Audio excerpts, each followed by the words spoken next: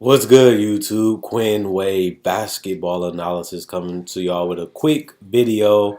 Today we're going to talk about Kris Dunn, a guy that I had picked to win most improved player before the season even had started. The number one reason why I picked him is because he had an outstanding couple years at Providence, showed large amount of potential. Obviously, he has the size of 6'4". He has the length, the wingspan, the hands, the athleticism, has a defensive mind, so he's a two-way player. He can shoot a little better shooter than what people give him credit. And I just want to talk about that because that's what my first impressions of Kris Dunn was. And now that I have seen him play last year in college, in summer league, and this season with the Bulls getting more minutes, more touches, and more opportunity to showcase his skills, I wanted to give y'all the story from the beginning when I was telling you guys that in Providence, the guy averages 16 and 6. He showed potential of being a two-way player, potential franchise player. No wonder why he got picked in the top 5. And he's the modern-day point guard, a guy that's super athletic, lanky, and can bounce and jump and still be able to shoot, and especially if you go under the screen, knock down threes, if you get over, get to the paint, knock down mid-range floaters, jump shots, and get to the paint, and always kick out the shooters or dump it off. His biggest problem right now in the NBA is turnovers. I don't really think that's a big problem because he had to learn his teammates because he was injured at the beginning of the season, which hurt his training camp a little bit, and his chemistry with his teammates. Obviously, he's been playing with them a lot more. 3.1 ain't that bad, especially this your first year starting and getting major minutes. You're going to have a lot of turnovers. You're going to have to learn your teammates, and you're going to have to let the game come to you, slow down, read, and react to what's going to happen. Plus, you're going to see a lot of new things because you're starting. Teams prepare for you, teams scout you, and you have to watch a lot of footage so you can be prepared, and you got to be able to make the adjustments on the fly while you're in a game because they're going to make constant changes throughout the game, and you're going to have to be able to react, and adapt on the fly. And Kris Dunn, him being young and not really known as a 9, 10 assist guy in college, he had to learn that, and he's still learning how to play make. He actually, you got to give him credit. He actually has been a better playmaker than we thought, having 9, 10, 12, 15 assist games as at a young age and just now starting this season. He has proven to be more of a willing passer. He has proven to be more of a playmaker on this Bulls team, and it's going to be even better when you get Zach LaVine because you will have Justin Holiday and Zach LaVine, and Zach LaVine is a guy that's a 40% three-point shooter, or well 36 and above three-point shooter. Plus he's an athlete, better athlete than Justin Holiday. He's more athletic, he can get to the basket, and he can get out and run in transition better than Justin Holiday. And, like I said, he's just a better all-around, better player than Justin Holiday is, even though he's having a good season too. That's a good problem to have two good shooting guards. And obviously you want to try out Zach LaVine before you give him that max extension. But they in a good position now with marketing because he is another guy that can set screens, knock down threes, space out the floor for Dunn. Same with Zach LaVine. They can space out the floor so he can be in the pick and roll, get to the basket, kick out to them, score in the at the paint with the floaters or the jump shots, or just shoot the three if they give him too much room. And that helps when you got Mirotic, when you got marketing, when you got Zach, when you got Justin Holiday, Denzel Valentine, guys that can knock down threes, make Dunn's job a lot easier. And he has been playing that way and still reading and reacting a lot better than what we thought he would. But I feel like he has been playing above standards a little bit because people thought that he was a bench player. A lot of people say he wasn't even a starter. Now people are starting to change that narrative and saying that he's a franchise point guard, something that I already thought, and obviously I thought he could be that because I did predict him to win most improved player. The only problem with that is you have Victor Oladipo. He went from 14 points to 24 points a game, almost basically 25. And Kris Dunn obviously did the same, going from 3.8 points a game to 13.9, and he's been consistently getting better each and every month.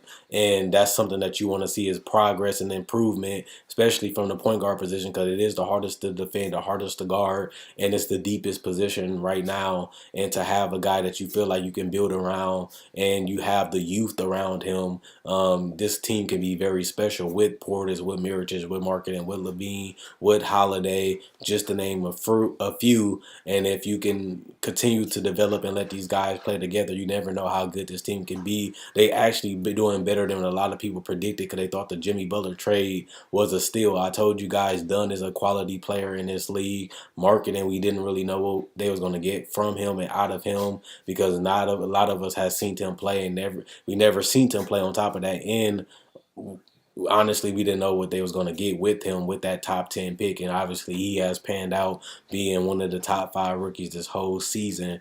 And you got to give the guy his credit because he's playing above expectations. And a lot of those stretch 4s and stretch 5s really never pan out like the Andre Barghanis. You have the rare case with Porzingis and Dirk Nowitzki, but they really don't pan out from overseas. And Marketing looks like he's going to be a starting caliber player in this league.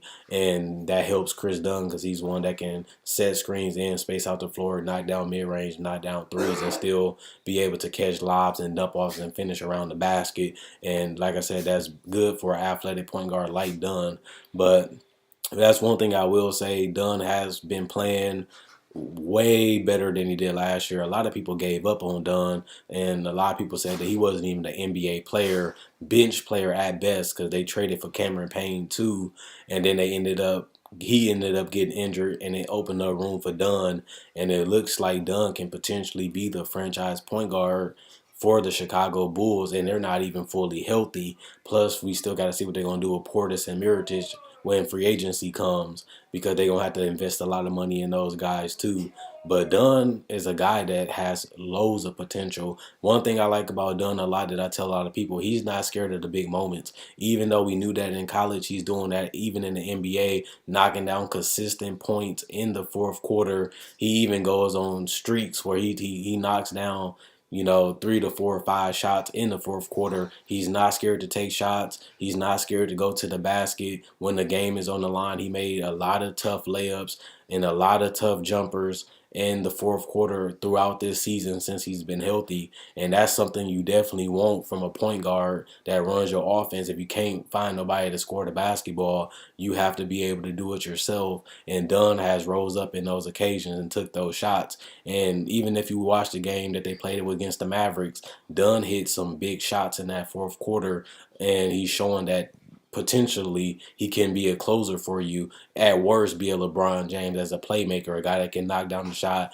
or take enough pressure off his teammates to where they get an easier shot because he draws so much attention and he can break down the defense because, like I said, he's not scared to go to the basket and score and go to the free throw line, which means Marketing, Zach, Justin Holiday, Mirotic, Robin Lopez can get easy buckets off the attention that Kris Dunn draws. So I like Kris Dunn. Obviously, I picked him to be Rookie of the Year last year. Obviously, I predicted him to be Most Improved Player. He is in the running for the Most Improved Player, but I would still pick Victor over him because Victor went from being a starter caliber player to an all-star, all-NBA type player, and he has improved his three-point shot and his jumper in general, and he looks unguardable. Plus, he stepped up against LeBron James twice this year and was able to beat him, even snapping the double-digit streak that the Cavaliers had. So you got to give a lot of credit to Victor, and he is stepping up in the fourth quarter just like Dunn, but we just didn't expect this from Victor. We already thought, even though he was a top 3 pick, we already thought the same thing about Dunn. We really didn't expect him to have that year that he had last year,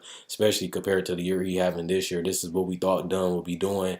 The best part about Dunn, like I said, he's continuing to learn. He's continuing to process. He's continuing to be a student of the game, and he's breaking down the game, letting the game come to him, and he's making plays off what the defense gives him, and he also finding shots that he's comfortable taking, and that's only going to help him as the season go on, as he gets comfortable with his teammates, and they get more healthier, and he gets the more playing time, and he gets more experience. Is only going to help Dunn in the future. I think that Kris Dunn is a franchise-changing point guard because he is a two-way player. He is a clutch fourth-quarter player, and a guy has improved as a scorer and a playmaker in general. If you go back and look at the footage these last couple seasons, summer league, college, and last year, this year he's showing his full potential, and he only can get better for here. Hopefully, and at the end of the day, worst case scenario, he's still on his rookie contract for another 2 years. So even if he doesn't really show that he can be a franchise point guard, you don't have to re-sign him. You can let somebody else sign him because he'll be a restricted free agent in 2 seasons from now. So you get to use Dunn, see what he can do, see what he can't do, try to improve him, try to see how good he can be.